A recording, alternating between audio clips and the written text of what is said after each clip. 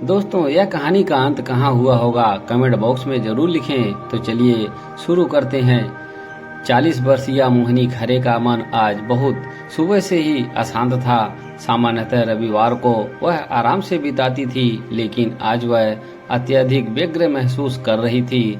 2 बार चाय बनाकर पी चुकी थी और कई बार बालकनी में झांक चुकी थी। पेपर भी ठीक से पढ़ा नहीं जा रहा था। अक्षरों में बार बार अजय का चेहरा दिख रहा था।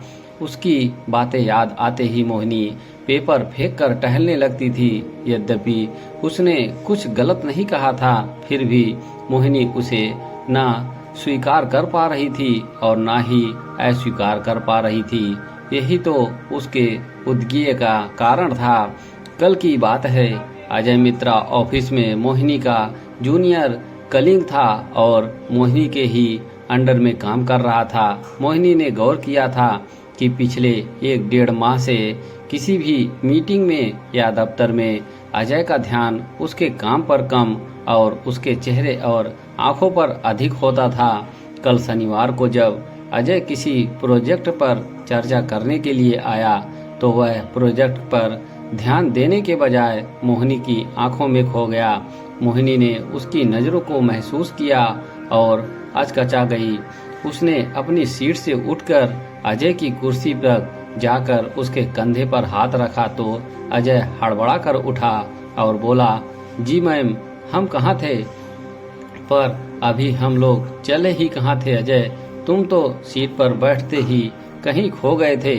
मोहिनी ने गंभीरता से कहा, जी मैम, मैं समझा नहीं। अजय ने चौंकते हुए कहा, पिछले 1.5 माह से मैं तुम्हें देख रही हूँ।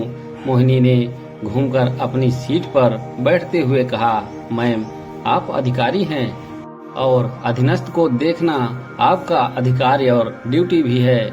अजय ने मुस्कुराते हुए जवाब दिया, मैंने देखा है कि तुम काम में मन नहीं लगा रहे हो। मोहिनी ने झिझकते हुए कहा, मैम, पिछले माह का बेस्ट एम्प्लॉय मुझे भी ही आपने चुना था, याद है ना? अजय हंसते हुए बोला, हाँ सही है, लेकिन मैंने देखा है कि मीटिंग में या हमारे दफ्तर में भी तुम्हारा ध्यान मुझ पर ही रहता है। मोहिनी ने कठिनाई से कहा, आप मेरी इमीडिएट बॉस हैं। अगर मैं आप पर ध्यान नहीं दूंगा तो प्रोजेक्ट कैसे समझूंगा और कैसे पूरा करूंगा? यह मेरी ड्यूटी है मैम। अजय ने हाजिर जवाबी दिखाई। अजय, मेरा मतलब है कि मुझे लगता है कि तुम मुझ पर आसक्त हो रहे हो। जैसे अभी तुम प्रोजेक्ट पर बात करने के बजाय मुझे ही देख रहे थे। मोहिनी ने बड़ी कठिनाई से कहा और पानी का गिलास उठाकर पी गई। मैम, सर्विस मैनुअल में ऐसा कुछ गलत नहीं लिखा गया है। ना मैं आपसे बदतमीजी से बात करता हूँ, ना उलझता हूँ, ना अधिक छुट्टियाँ मांगता हूँ, ना ही आपको घूरता हूँ और ना ही कोई गलत संकेत करता हूँ। फिर इसमें दोष क्या है? यह मेरी अपनी पर्सनल चॉइस है। मैं आपको विवश तो नहीं कर रहा कि आप भी मुझे चाहें। यह संभव भी नहीं है कि एक सीनियर अधिकारी उम्र में 10 वर्ष छोटे अपने कनिष्ठ कर्मचारी से प्रेम करे। अरे, उनकी डिग्निटी का सवाल है, लोग क्या कहेंगे? उसकी शुभ्र धवल चुनरिया में बड़ा सा धब्बा ना लग जाए भला ऐसे करने से? अजय ने मुस्कुराते हुए कहा। मोहिनी की समझ में नहीं आया कि अजय ने क्या कह दिया। उसने अजय से कहा, ठीक है, अब तुम जाओ। कोई निर्णय ना ले पाने की स्थिति में उसने कोल्ड कॉफी मंगाई और अपनी कुल्हनियों को मेज पर टिकाकर चेहरे को दोनों हथेलियों में फंसा लिया। जाते हुए अजय की पीठ देखते हुए वह उलझन में पड़ गई। रविवार की शाम होते होते उसने एक कठोर निर्णय ले लिया और यह निर्णय लेते ही उसके मन का सारा तनाव, व्यग्रता और उलझने पल भर में तिरोहित हो गई। उसने हल्के मूड में पराठे बनाए, टमाटर धनिया की चटनी बनाई और अपना फेवरेट सीरियल देखते हुए डिनर समाप्त किया। सुखद नींद में सो गई। सोमवार को मोहिनी ने हल्का मेकअप किया, पसंदीदा कांजीवरम साड़ी पहनी और ऑफिस के लिए निकल गई। ऑफिस में प्रतिदिन के विपरीत जब काफी देर तक अजय उसके केबिन में नहीं आया तो मोहिनी ने इंटरकॉम पर उसके टेबल का नंबर डायल किया। ऑफिस असिस्टेंट ने आकर अनुपस्थिति स्टॉप की लिस्ट दी। उसमें अजय का नाम सबसे ऊपर था। मोहिनी चौंक पड़ी और इंटरकॉम रख दिया। शाम तक अजय का कोई कॉल नहीं आया। ऑफिस की छुट्टी से पहले उसने उसकी सर्विस फाइल निकाली और कुछ नोट कर लिया। मल्टी स्टोरी बिल्डिंग के फ्लैट नंबर 111 की डोरबेल कई बार बजाने के बाद दरवाजा खुला और अंदर से अजय की मरियल सी आवाज आई, मैम आप यहाँ मेरे फ्लैट में इस समय कैसे? ओह, मुझे लगा था कि तुमने इतनी सभ्यता होगी कि आगंतुक को अंदर बैठाकर एक एक करके प्रश्न करोगे। मोहिनी ने मुस्कुराते हुए कहा, सॉरी मैम, अचानक आपको देखकर मेरी बुद्धि ना जाने कहाँ विलुप्त हो गई। आइए प्लीज अंदर आइए, कहकर वह एक किनारे हो गया। फ्लैट के अंदर प्रवेश करते ही मोहिनी ने चारों तरफ देखा। जब तक उसने दृष्टि वापस अजय पर लाई तब तक अजय ने एक कुर्सी को साफ करके कहा, प्लीज बैठ जाइए मैम। अरे जब आ ही गई हूँ तो बैठूंगी और चाय भी पीऊंगी। मोहिनी ने कुर्सी पर बैठते हुए कहा, श्योर मैम, कहकर अजय किचन में घुस गया।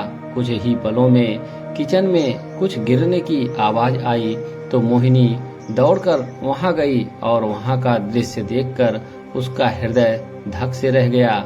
चूल्हे पर चाय उबल रही थी किंतु अजय फर्श पर निश्चेत पड़ा हुआ था। उसके मुंह से रक्त की पतली सी धार बह रही थी।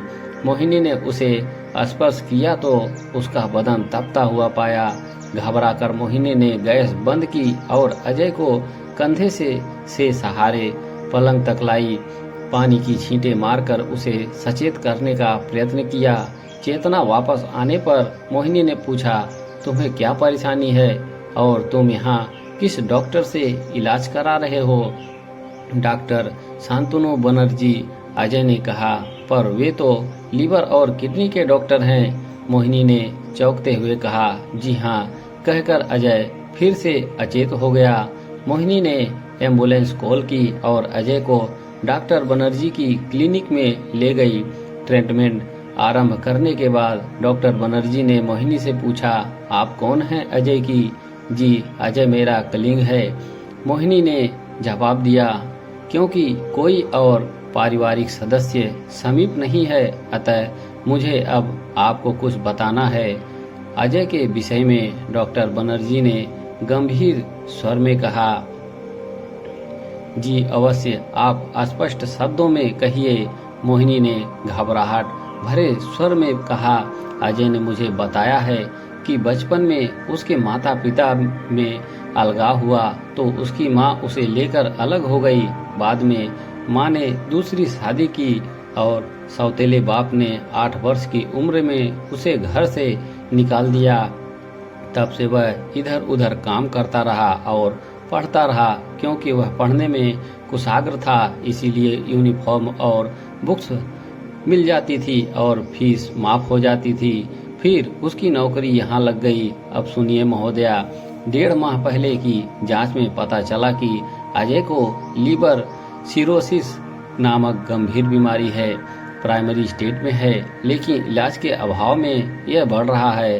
हैदराबाद और मुंबई में इसका इलाज संभव है। 2 से 2.5 महीने के सफल इलाज के बाद अजय एकदम फिट हो जाएगा।